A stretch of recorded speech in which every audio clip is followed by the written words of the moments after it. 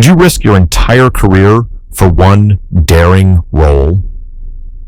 In Hollywood's golden age, that glittering era from the 1920s to the early 1960s, some stars did exactly that. They stepped into roles so shocking, so ahead of their time, that the backlash nearly shattered their livelihoods. From moral outrage to political persecution, the following 20 actors found themselves at the epicenter of scandal after taking on controversial characters.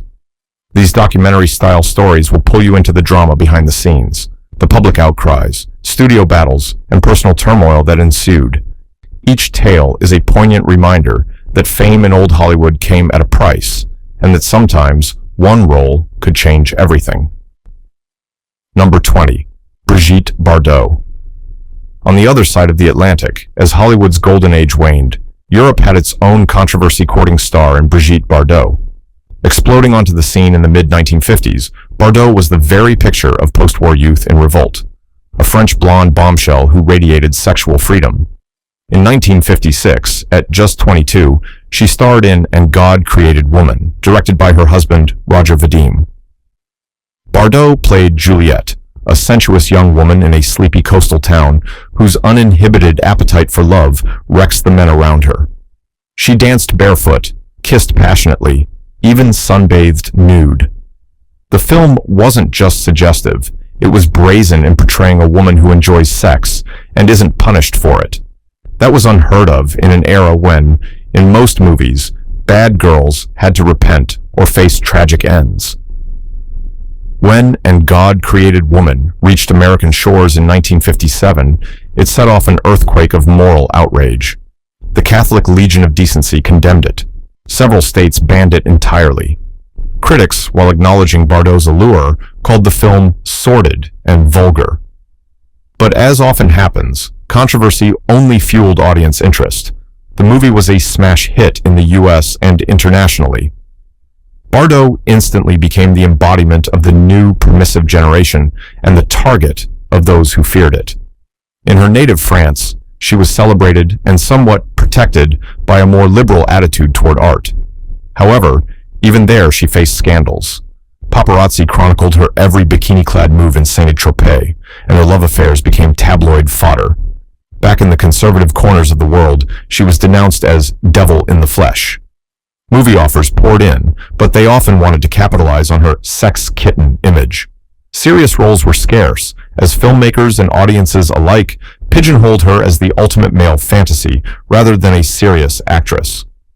By the early 1960s, Bardot, though hugely famous, found herself creatively frustrated and personally hounded by the press. After a particularly intense bout of negative publicity in the late 60s and a failed marriage, she decided to retire from films in 1973, barely 39 years old. In many ways, Brigitte Bardot did not suffer a career implosion like some others on this list. She remained a bankable star to the end of her film days, but she did become imprisoned by the very image that made her. The controversial roles she took sparked a sexual revolution on screen, yet also nearly devoured her in the process. She later remarked that fame had brought her nothing but misery. If the mark of almost destroying a career is making it impossible for that person to continue under the weight of their notoriety, then Bardot qualifies. She stopped acting while still young, an icon who felt the world's judgment too acutely. Her case closes out this list as a bridge between the old era and the new, a reminder that pushing sexual boundaries on film has always been a sure path to infamy, one that can take on a life of its own beyond the artist's control. Number 19. Frances Farmer. Frances Farmer's name often comes up as a symbol of old Hollywood's cruelty. In the mid-1930s, Farmer was a young actress with striking looks and genuine talent. She had a quality that set her apart from many of her demure contemporaries, a fiery, unapologetic independence. It was evident from the start. In high school, she infamously wrote an essay titled God Dies that won a contest and scandalized her conservative community. That bold questioning of authority was pure Frances, and it carried into her Hollywood years. She gave brilliant performances in films like Come and Get It and Rhythm on the Range, earning praise. But she also earned a reputation for being difficult, which in her case meant she didn't ingratiate herself to studio bosses or gossip columnists. Farmer openly criticized the superficiality of Hollywood and balked at its rules. She went to communist-run theater workshops in New York. She partied at speakeasies and sometimes arrived on set hungover.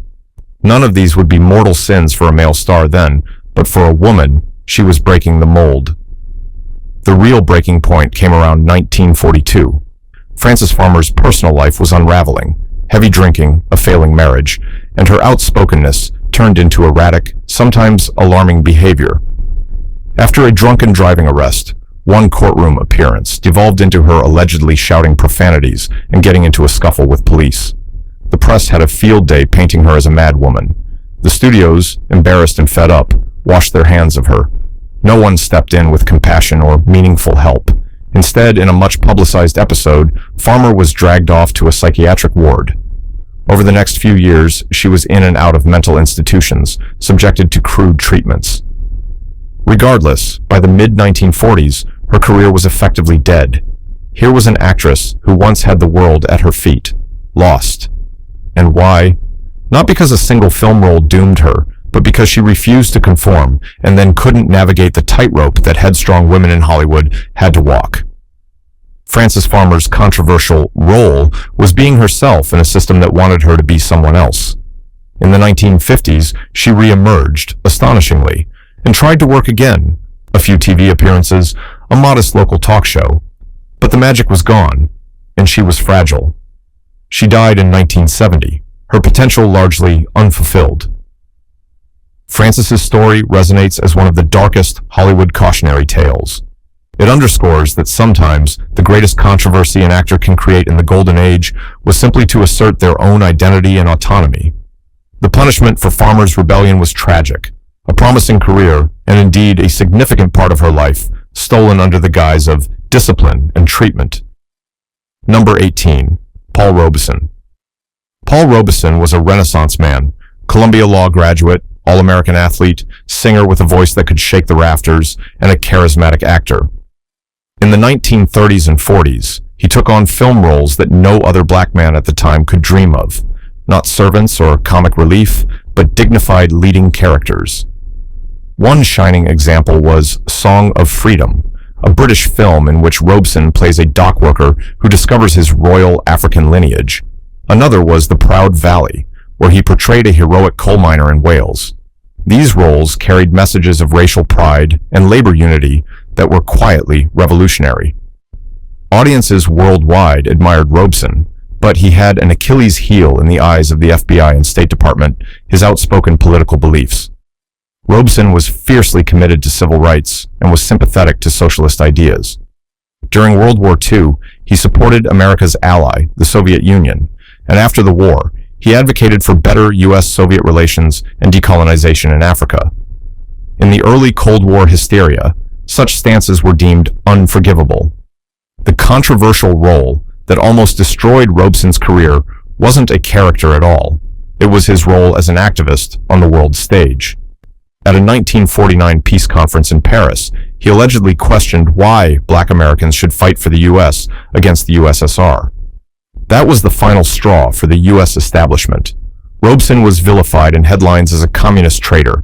Concert venues canceled on him. His recordings stopped getting airplay. In 1950, the State Department revoked his passport, effectively trapping him in America and preventing him from performing abroad. He was blacklisted from Hollywood entirely. Not that there were many roles for a black leading man by the 50s, but now there were none. An artist of his caliber was reduced to small gatherings and struggling to be heard. Robeson's films were seldom shown. His presence was erased as much as possible. The stress and isolation took a toll on his health and spirit. Only in the late 1950s, as the tide of McCarthyism ebbed, did the pressure ease somewhat and his passport was restored. But by then, a decade of prime years had been stolen from him. Paul Robeson's story is a profound example of how taking a stand, playing the real-life role of a political dissident, can lead to brutal retaliation. His controversial beliefs nearly obliterated his illustrious career in film and music. Though he lived to see some rehabilitation of his legacy, he remains a cautionary tale of an era when being on the wrong side, politically, was enough to make a man with the world's mightiest voice practically disappear from public life. Number 17. Josephine Baker. Long before Beyoncé or Rihanna, there was Josephine Baker, the black American expatriate who became the toast of Paris in the 1920s. Baker was a magnetic performer. She danced in nothing but a skirt made of bananas at the Folies Bergère, eyes wide and smiling electric, embodying a kind of playful, liberated sensuality that Parisian audiences found irresistible. In France, she was a celebrated star and later a resistance heroine in World War II. But Josephine yearned for acceptance in her homeland, the United States, and that's where controversy found her. American society in the 30s was deeply segregated and morally conservative. When Baker returned in 1936 to star in the Ziegfeld Follies, the buildup was tremendous. Here was the prodigal daughter, an international celebrity ready to conquer New York. However, her bold style didn't translate as she hoped. On opening night, Baker donned glamorous costumes and performed her signature moves. The reaction was chilly at best, hostile at worst. Many white critics unloaded thinly veiled racist barbs, calling her act primitive or not in keeping with refined tastes. Audiences were perplexed by this powerful black woman commanding the stage with such confidence, something they simply weren't used to seeing in 1936. Despite her undeniable talent, the show struggled. Baker felt the sting of rejection and the slap of American prejudice. After a short, disappointing run, the Follies closed, and Josephine Baker, heartbroken, left the country again. It was a career setback like none she'd experienced, not due to her abilities, but due to a social climate not ready to embrace her. Back in Europe, she continued to shine, and years later, she would become a civil rights activist, famously insisting on integrated audiences when she did perform again in the US. But that homecoming fiasco in the 30s left deep scars. Josephine Baker had taken on perhaps the most challenging role of all, being herself in a world that wasn't ready. In a way, her very existence as a black superstar entertainer was controversial to the American establishment. While it didn't end her career, it definitely almost ended her American career. For decades, US showbiz wouldn't feature her in a major production again. Baker's life story is ultimately triumphant, but the chapter of her trying to be a star in the country of her birth is a poignant reminder of how bias can sour even the sweetest success. Number 16. Sessue Hayakawa. Sessue Hayakawa might not be as widely remembered today, but in the 1910s, he was a phenomenon, one of Hollywood's first male sex symbols, and an actor who defied racial barriers of the time. A Japanese immigrant with smoldering looks and regal bearing, Hayakawa became an unlikely matinee idol, often cast as the exotic other man, who temptingly competes for a white heroine's affections. His breakout was in The Cheat, a silent melodrama where he played Hishuru Tori, a wealthy Japanese art dealer who brands a society woman with a red-hot iron when she can't repay a debt, a shocking act laced with sadomasochistic and interracial overtones. The Cheat was a big box office success, partly because audiences were fascinated by Hayakawa's magnetic villainy and the taboo of an Asian man desiring an upper-class white woman. But with fame came controversy. Japanese-American groups protested the film for demonizing their culture, and some U.S. cities demanded that prints be edited to make Hayakawa's character Burmese instead of Japanese, as if that somehow softened the issue. Meanwhile, the specter of anti-miscegenation laws loomed large. Hayakawa's mere presence as a romantic threat on screen poked at the racist norms of society. Hollywood enjoyed the money his popularity brought in, but producers grew wary of how to use him without triggering protests or censorship. They often wrote his characters to be noble but sexless by the end, perhaps saving the heroine's life, but then conveniently dying or stepping aside to restore the status quo. Off-screen, Hayakawa lived like a star, fancy cars, lavish parties, breaking the mold of how Asian actors were expected to live or behave. This too ruffled feathers. By the early 1920s, roles of substance dwindled. Hayakawa refused to be pigeonholed in degrading minor parts, so he boldly started his own production company to make films on his terms. But distribution was tough without the major studios backing, and his independent streak further alienated the establishment. Eventually, he left the US for Europe when Hollywood essentially told him there was no place for a leading man like him anymore. Decades later, he'd return in triumph, scoring an Oscar nod in The Bridge on the River Kwai. But that was long after the system had pushed him out. Sessue Hayakawa's story is one of incredible early success, catalyzed by a scandalous role, followed by the slow suffocation of a career by prejudice. He navigated Hollywood even less enlightened than the one we know today, and he paid the price for being both too attractive and too resolute for the comfort of the powers that be. Number 15. Clara Bow. Before Marilyn or Madonna, there was Clara Bow, the original it girl of the 1920s.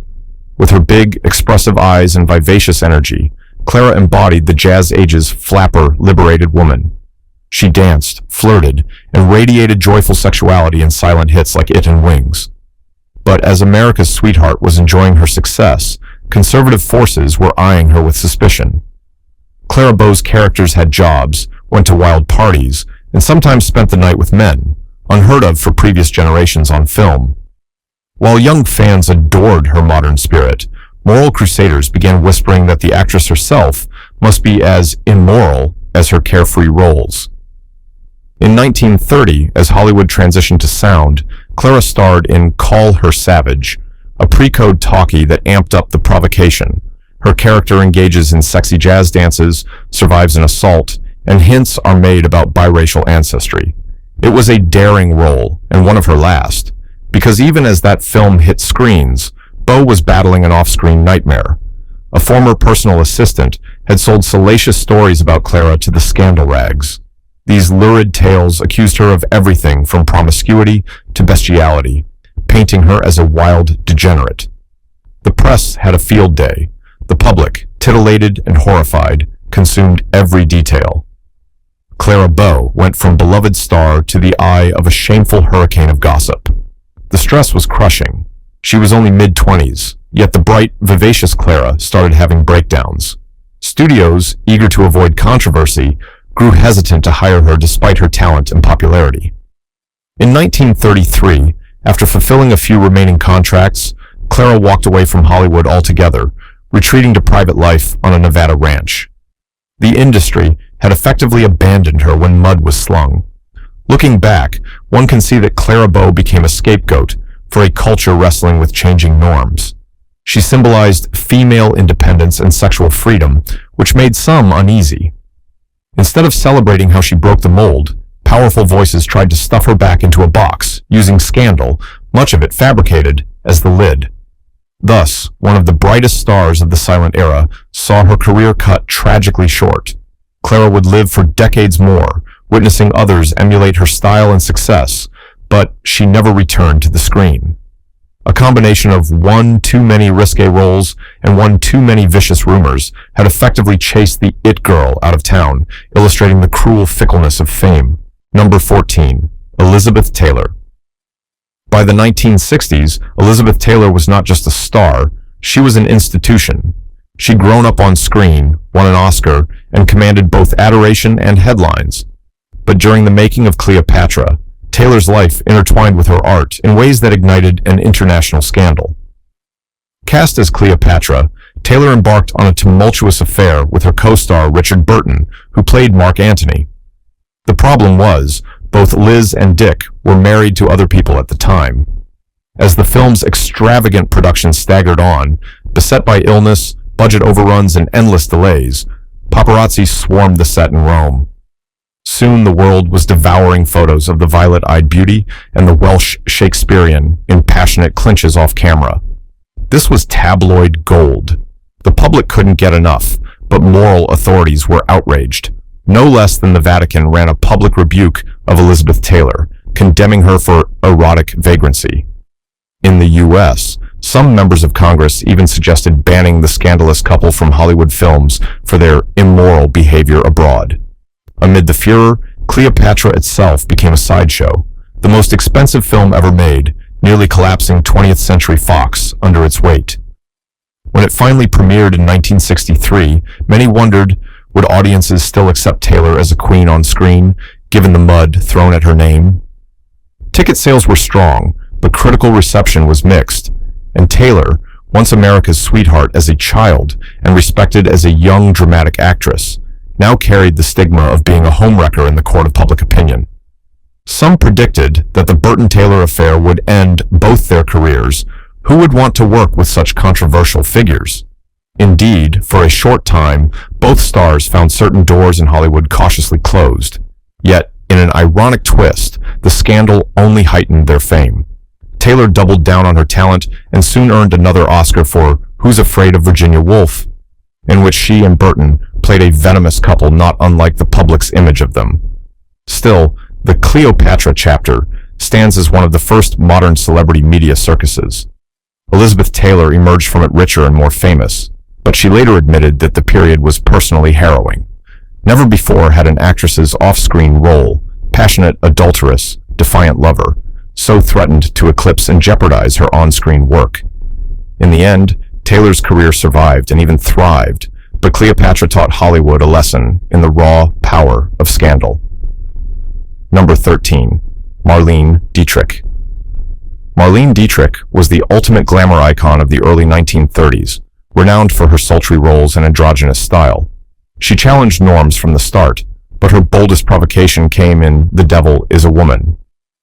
In this, her final collaboration with director Joseph von Sternberg, Dietrich portrays Concha Perez, a heartless seductress in 1890s Spain who makes fools of every man in her path, including a dashing revolutionary and a wealthy army captain. Dietrich's Concha was intoxicating, draped in lace mantillas, blowing cigarette smoke, and breaking hearts with a cold laugh. It was a performance she adored. Marlene often said this was her favorite film for how stunning Sternberg made her look. But not everyone was charmed. The Spanish government was livid at how The Devil is a Woman depicted their civil guards as buffoons under the sway of a wanton woman.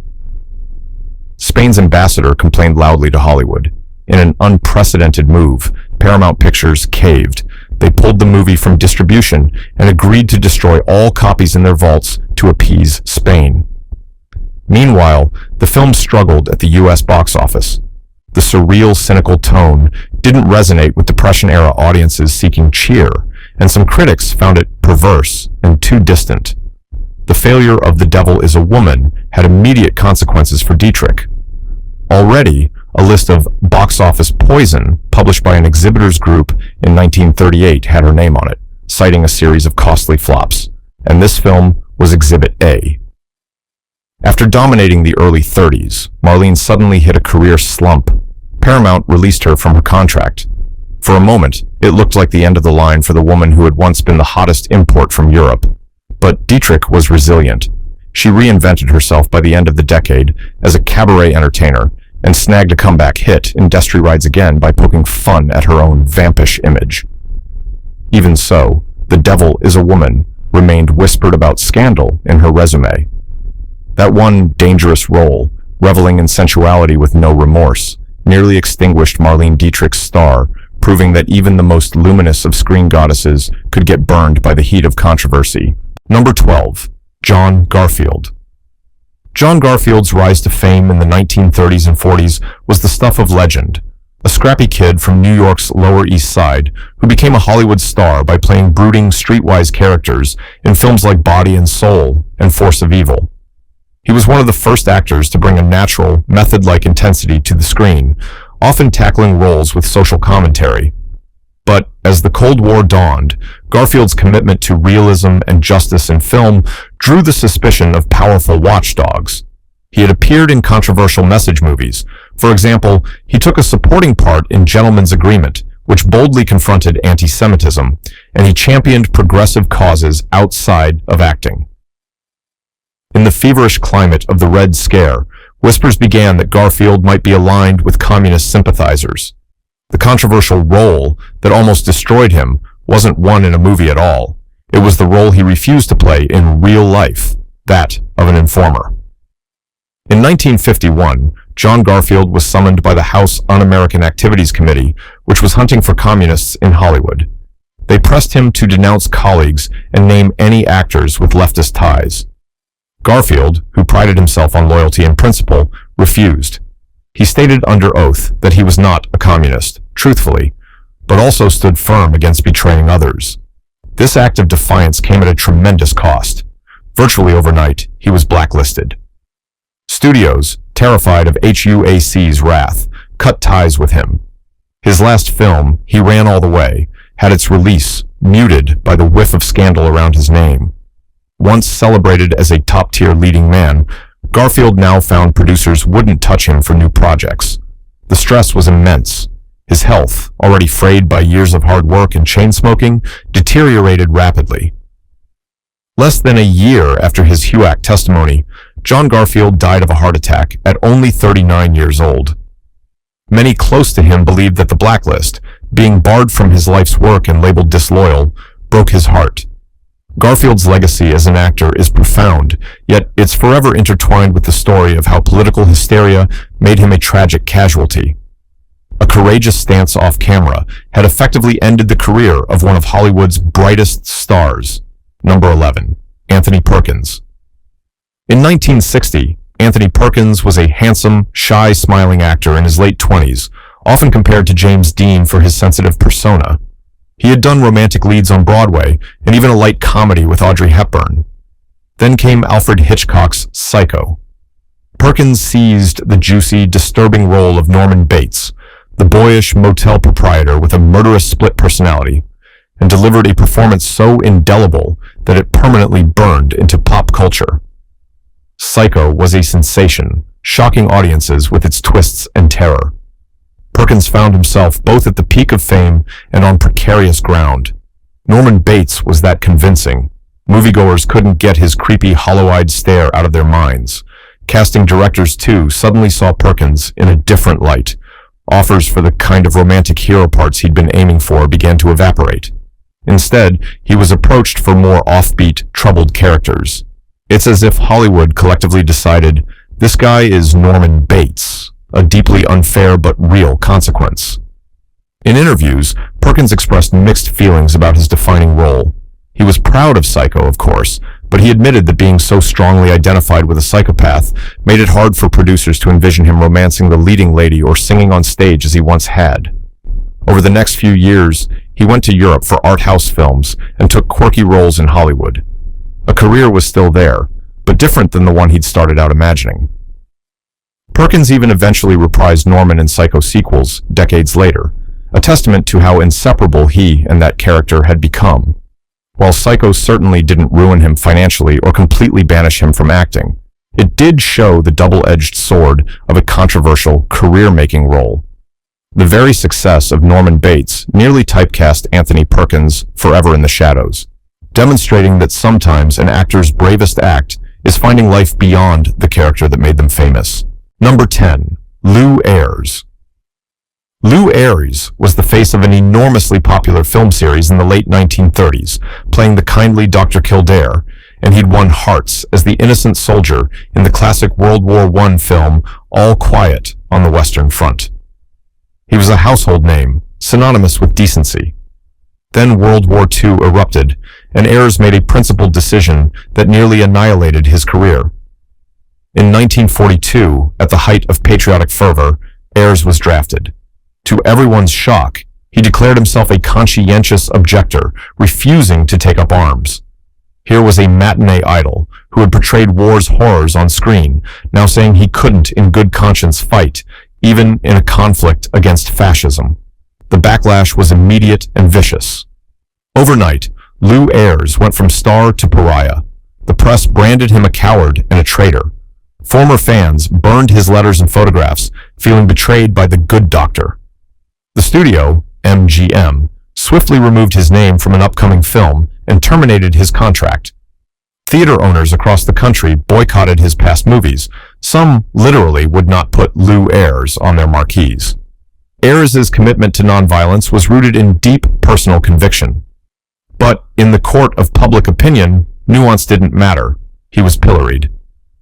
Ultimately, Ayres chose to serve in the war effort as a medic in brutal combat zones, risking his life without carrying a gun. He performed heroically, saving soldiers of all backgrounds, which went a long way to redeem him in the eyes of the public and the army. After the war, Hollywood allowed him back, but cautiously. He gave an acclaimed performance in Johnny Belinda, earning an Oscar nomination. Yet Lew Ayres' leading man career never quite regained its pre-war momentum.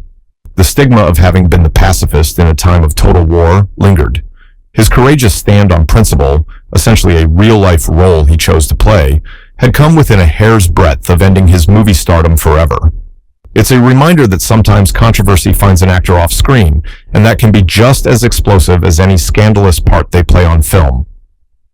Number 9. Dirk Bogarde. In 1961, British actor Dirk Bogarde made one of the bravest choices of his career, a choice that could have spelled its end. Up to that point, Bogarde was the dashing leading man of countless romances and adventures, adored by fans as a charming heartthrob. Then he accepted the lead in Victim, a gritty drama with a subject so taboo it was almost never spoken of: homosexuality. Bogarde portrayed Melville Farr, a successful barrister living with the secret that he's gay, at a time when being gay was not only scandalous, but actually illegal in Britain. The film's plot revolves around Farr risking his career and marriage to fight a blackmail ring, exploiting gay men's fear of exposure. For 1961, this was explosive material. It was the first English-language film to even say the word homosexual. Bogarde knew the risks. Friends warned him that audiences might forever see him as tainted by the role. Indeed, Victim was condemned by censors in the US, labeled immoral and initially banned outright. In the UK, it was allowed to screen, but only for adults, and some theaters in more conservative towns quietly refused to book it. Bogarde's fan mail shifted. Along with praise for his performance came confusion and even anger from some who couldn't reconcile their matinee idol with this new image. And within the film industry, casting directors did shy away from Bogarde for traditional romantic leads afterwards. His clean-cut image was, in a sense, sacrificed. Yet Bogarde later reflected that Victim was the most important film he ever made. It contributed to a growing dialogue that eventually helped decriminalize homosexuality in Britain. Artistically, he earned newfound respect as a serious actor, leading to a different kind of career in art house films. But those outcomes weren't apparent in 1961. At the time, all Bogarde knew was that he had put everything on the line: his public favor, his typecast heroic persona, to give voice to a community forced into the shadows. It could have destroyed him. Instead, it redefined him. Still, the immediate fallout, the whispers, the lost safe roles, showed just how enormous a gamble it was to confront prejudice through a role in that era. Number 8. Dorothy Dandridge. Dorothy Dandridge was a trailblazer, a stunning, talented African-American actress poised for leading lady greatness after her Oscar-nominated turn in Carmen Jones. But the conservative climate of the 1950s severely limited roles for a black woman. Then came Island in the Sun. This ensemble drama set in the Caribbean dared to feature interracial romance, and Dandridge was cast as a young island woman who falls in love with a white British official. Though their interactions were restrained, a flirtation, a near kiss rather than a kiss, the very idea of it sent shockwaves through parts of America. In the Jim Crow South, many theaters refused to show the movie. Politicians and citizens' councils decried the film for promoting race mixing. Dorothy Dandridge suddenly found herself at the center of a cultural tug-of-war. To many black audiences, it was empowering to finally see a woman like Dorothy in a dignified role opposite white co-stars as an equal. To many white supremacists, it was an outrage. Hollywood's reaction was one of caution, perhaps even cowardice. After Island in the Sun stirred controversy, the major studios got cold feet about casting Dandridge in other starring roles that might require similar risks. Projects that had been discussed for her were quietly shelved. She later recalled how doors that seemed on the verge of opening were slammed shut, leaving her career momentum stalled. Dorothy took a part in Porgy and Bess, hoping to rebound, but that film brought its own troubles and was mired in stereotype debates. By the early 1960s, this groundbreaking actress was struggling to find any quality work. The heartbreak was immense. Dandridge had delivered a brave performance that should have advanced equality in Hollywood, yet the industry's fear in the face of backlash ended up isolating her. The role that should have been a triumph became, through no fault of her own, a setback that she never fully recovered from. A bright career dimmed by the prejudice it challenged. Number 7. Louise Brooks. Louise Brooks embodied 1920s flapper glamour, a sleek bob haircut, a mischievous smile, and a free spirit that blazed through the silent screen. But when Hollywood tried to control her, Louise bolted and leapt into roles in Europe that were as provocative as they come. In 1929, director G.W. Pabst cast her in Pandora's Box as Lulu, a hedonistic cabaret dancer whose uninhibited sexuality leads to her downfall. The film was a shocker. Lulu has affairs with men and women. The story included murder, prostitution, and a grim, violent end. Censors in multiple countries bristled. Pandora's Box was heavily cut for U.S. release, losing much of its bite. Critics in the States, perhaps uncomfortable with its dark eroticism, dismissed Brooks as amoral and the film as sordid. Brooks followed it with another Pabst film, Diary of a Lost Girl, playing an innocent young woman who is raped and pushed into a brothel. Again, incredibly frank and scandalous material for the time. By taking on Lulu and similar roles, Louise had deliberately smashed the sweet ingenue image. She was proud of her daring work, but Hollywood was not so forgiving. When she returned to Los Angeles in the early 1930s, she found herself a pariah. Producers labeled her too difficult, and now also too controversial, tainted by those European films that were causing an uproar. Offers evaporated. Once one of Paramount's rising stars, Louise Brooks couldn't get a decent part. By 1938, she gave up acting entirely, at one point working as a salesgirl to pay the bills. Decades later, film historians would hail her performances as Lulu as genius ahead of its time, and Brooks would live to see herself celebrated as an icon. But in the immediate aftermath, those controversial roles, and her refusal to conform, virtually exiled her from the industry she had conquered, proving that Hollywood in that era had little tolerance for a woman who lived as boldly as the characters she portrayed. Number 6. Jane Russell. In 1941, a Texas teenager named Jane Russell was plucked from obscurity by eccentric millionaire Howard Hughes to star in The Outlaw, a Western loosely about Billy the Kid. But let's be honest, the plot wasn't what sparked controversy. It was Hughes's obsession with showcasing Jane's voluptuous figure. He designed a special cantilevered bra and shot scenes deliberately framing her ample cleavage. Russell's character, Rio, is shown provocatively bending and bathing, tame by modern standards, but absolutely scandalous in the 1940s. When Hughes submitted The Outlaw to the production code censors, they recoiled. There was too much of Jane Russell on display, they said. The erotic subtext was over the line. Hughes, a master of publicity, slyly feigned cooperation while drumming up press about the banned movie. The standoff dragged on for years. The Outlaw got a limited release in 1943, but was soon pulled due to the uproar and only gained wide release in 1946 after cuts. By then, Jane Russell was a household name, known less for any line of dialogue than for that infamous haystack photo of her lying in a low-cut blouse. She became both a sex symbol and a target. Pious groups dubbed her an example of Hollywood's indecency. Some theaters in stricter regions refused to book the film at all. For Jane, it was a bewildering baptism by fire. Her very first movie had made her notorious. Studios were cautious in her next roles, dressing her more modestly, but still playing up her sultry appeal. Over time, Russell proved herself a talented actress and singer. But for a while, she worried that The Outlaw's infamy might have ruined her chances for a real career. No one had ever seen a controversy quite like the one surrounding Jane Russell's cleavage. It was a defining moment where personal attributes and a producer's hype nearly overshadowed the woman's true talent. Number 5. Mae West.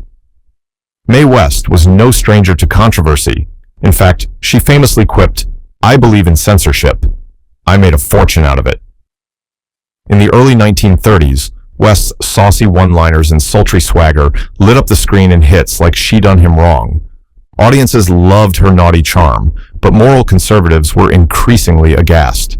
The breaking point came with Klondike Annie, a film West wrote and starred in. In it, she played a Salvation Army worker with a scandalous past, a provocative mix of religion and sexuality that outraged censors. Powerful media mogul William Randolph Hearst was so offended by Klondike Annie's content that he forbade any mention or ads for it in his newspapers, choking off publicity. Though the film still did well with fans, the growing storm around West's on- and off-screen ribaldry spelled trouble. The production code, Hollywood's new morality rules, had just kicked in with full force. Suddenly, scripts were scrubbed clean of the double entendres that were Mae's stock in trade. She found herself squeezed by studio brass to tone everything down, something she just couldn't do. In 1937, Mae West made a risque guest appearance on a national radio show, and even without visuals, her witty banter sparked listener complaints so severe that the FCC labeled the broadcast vulgar and indecent. She was banned from NBC radio thereafter. By the end of the decade, Hollywood effectively declared West box office poison, not because audiences rejected her, they hadn't, but because the industry powers feared further backlash. Roles dried up. After 1943, Mae West didn't make another film for nearly 30 years. For a woman who built her fame on always pushing the envelope finally pushed back. Mae's brand of sexy, liberated humor was ahead of its time, and the establishment struck hard to shut her down, nearly forcing her into permanent retirement long before she was ready. Number 4. Orson Welles. Orson Welles was only 24 when he co-wrote, directed, and starred in Citizen Kane, a film now hailed as perhaps the greatest ever made. But at the time, this thinly veiled portrait of a powerful newspaper magnate, Charles Foster Kane, provoked a firestorm, because everyone knew Kane was a stand-in for William Randolph Hearst, the real-life media tycoon. Welles, portraying Kane with brash arrogance and tragic depth, dared to air a giant's dirty laundry on screen. Hearst was furious. He unleashed the full force of his empire to destroy Citizen Kane and Welles's career along with it. Under Hearst's pressure, advertisers were scared off and major theater chains were bullied into refusing to show the movie. One apocryphal tale claims Hearst's cronies even tried to buy the film's negative, just to burn it. While they didn't go that far, the campaign worked. Citizen Kane barely escaped outright suppression, opening in only a handful of venues. Welles, once lauded as a wunderkind, suddenly found doors in Hollywood slammed shut. Hearst's newspapers smeared him as an ingrate and threat. Gossip columnist Hedy Lamarr helped fan the flames, calling Kane a vicious attack on a great man. The controversy overshadowed the film's genius, and what should have been Welles's coronation became a career crisis. Over the next years, the wunderkind struggled, his projects plagued by studio interference and dwindling support. Though Orson Welles continued to create, he wandered in quasi-exile, his reputation as a boy wonder married. It took decades for Citizen Kane to be resurrected as a masterpiece, but by then, the brilliant young man who dared to challenge a titan had long been living with the fallout of a role that almost ended his Hollywood story, just as it began. Number 3. Charlie Chaplin. Charlie Chaplin, the silent era's comedic genius, found out how volatile public opinion could be when he strayed from his lovable tramp character. After World War II, Chaplin took a bold turn by writing and starring in Monsieur Verdoux in 1947, a pitch-black satire in which he played a suave Frenchman who marries and murders wealthy women. It was as far from the endearing little tramp as one could imagine. Audiences and critics were bewildered, even angered, to see Chaplin in such a morbid role. The film mocked sacred cows of society, suggesting that systematic war and corporate greed were just as murderous as Verdoux's crimes. In post-war America's patriotic glow, this did not sit well. Chaplin, long a British expat in the U.S., was accused by some of being un-American and subversive. Protesters picketed Monsieur Verdoux. The press, which had already been circling due to Chaplin's messy personal life and alleged leftist leanings, sharpened its knives. The movie flopped, and the FBI, under J. Edgar Hoover, took note of Chaplin's anti-capitalist message. The real dagger came a few years later. In 1952, as Chaplin sailed to Europe for a premiere, U.S. authorities revoked his re-entry visa. Effectively exiled, Chaplin would not return to Hollywood for 20 years. Monsieur Verdoux, the role he called his finest, nearly cost him everything. The man who made the world laugh discovered that challenging the world's values could swiftly turn applause into outrage, closing an era on one of cinema's greatest figures. Number 2. Ingrid Bergman. In the 1940s, Ingrid Bergman was Hollywood's beloved Swedish angel, the luminous star of Casablanca and 3 Alfred Hitchcock thrillers. But in 1950, a single role and the real-life drama around it brought her crashing down. Bergman left America to film Stromboli with Italian director Roberto Rossellini and fell deeply in love with him. The problem? She was married, he was married, and she became pregnant with Rossellini's child. The wholesome image audiences adored was suddenly flipped. As Stromboli hit theaters, Bergman was condemned from pulpits and even on the floor of the U.S. Senate, where one outraged senator denounced her as a powerful influence for evil. The press gleefully dubbed the scandal Bergman's Fall. Boycotts were called against her films. Hollywood studios, wary of moral fury, closed their doors to her. For a time, it seemed Ingrid's illustrious career was over. She was effectively exiled from America, choosing to remain in Europe with Rossellini. Ironically, Stromboli itself was a somber film about a woman outcast and struggling for redemption, mirroring Bergman's own situation. For 7 long years, she stayed away from Hollywood, but talent and time can heal reputations. In 1956, Bergman made a triumphant return in Anastasia, earning an Oscar and public forgiveness. Still, her exile taught a harsh lesson. In the Golden Age, even a revered actress could be labeled a sinner for following her heart, and one controversial chapter nearly ended her reign as film royalty. Number 1. Hedy Lamarr. Hedy Lamarr's beauty made her a star, but it was a controversial European film that almost derailed her career before it began. In 1933, at only 18, Lamarr stunned the world in ecstasy.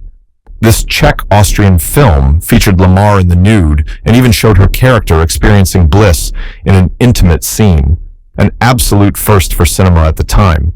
Audiences and authorities were scandalized. The Pope condemned ecstasy outright. It was banned in the United States and many other countries for its obscenity. The scandal cast a long shadow over the young actress. Lamarr suddenly found herself notorious, celebrated in some circles for her bold artistry, but branded immoral by others. Fearing she'd never be taken seriously, Hedy fled Europe and reinvented herself in Hollywood. Even there, the legend of ecstasy followed her. Studio publicists downplayed her past, and Lamarr worked hard to prove her talent went beyond that single shocking role. It took years and a string of glamorous MGM hits to overwrite the ecstasy reputation. Looking back, Lamarr considered ecstasy both a blessing and a curse. It made her name known worldwide, but nearly at the cost of the career she would eventually build. Her journey from scandal to stardom remains one of Hollywood's great reinventions. And there you have it, proof that even Hollywood's brightest legends balanced on a razor's edge, one risky role away from oblivion. Their gambles reshaped film history, challenged censorship, and cracked open conversations we still have today. If you enjoyed stepping behind the studio gates to uncover the scandals that almost silenced these icons, help us keep the spotlight shining. Hit that like button, share this video with fellow classic movie buffs, and smash subscribe so you never miss another true tale of cinema's most daring moments. Your support lets us keep rolling the reels on stories that deserve an encore,